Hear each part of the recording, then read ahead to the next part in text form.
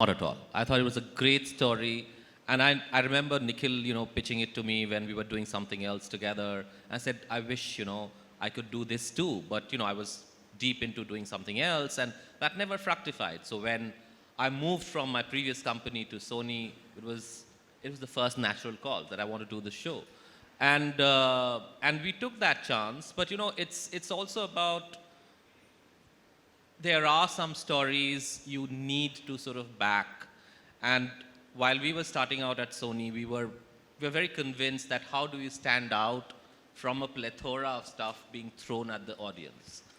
Hence a scam happened, hence a Rocket Boys happened, hence a Gullak happened, hence a Maharani happened, hence a Tabbar happened. So we were picking things which we felt that would not probably stand, it will stand out at least from the melee of things happening.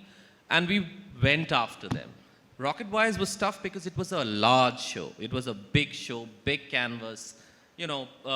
Two seasons together, not easy in the middle of, all of that was okay. But then a pandemic was thrown into this thing, how worse can it get? You do a big show and you have the worst thing that can happen to planet Earth in 100 years, right? And in spite of that, kudos to Nikkhil, kudos to Sid, kudos to this team. Everybody pulled out all stops to make a show of this mammoth scale without faltering one bit. Of course, there were bad days, but the fact is, if you look at it, they've managed to make something which I think will stand for posterity. I think for sure, yes. Like I said when I began this, it is truly one of the finest shows to have come out from India. It truly is. Coming back to Ishwak and Jim, when an actor is playing a character, right, you have your own interpretations of the characters. But when you're playing a non-fiction character like these ones, was there anything that you as actors could bring to it? Because one, you have to stay true to who they were as well.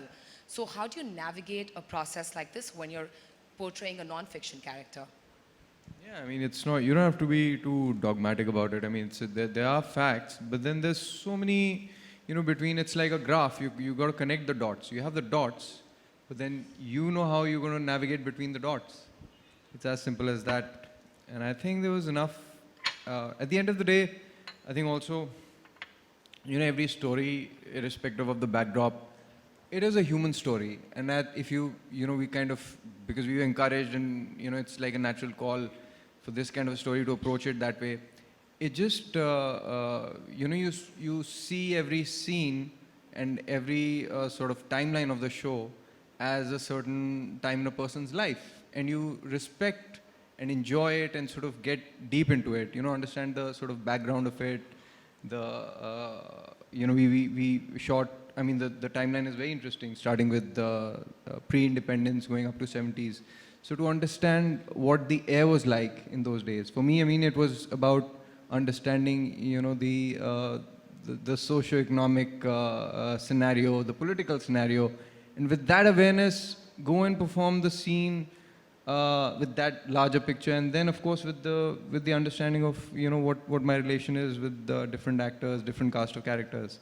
So it just comes down to very basic things, it doesn't have to be, it's not that, it doesn't, it's not that mind-boggling or difficult. Once you're into it, once you've kind of been through the process of getting things done. Abhay used to just act out the scene and I used to copy it exactly. Abhay, can That's you do one for mostly us? how I got into the skin of Dr. No, so he had more people still alive who knew him, who knew the actual Dr. Sarbh, and there weren't as many people alive who knew Dr. Homi Bhabha.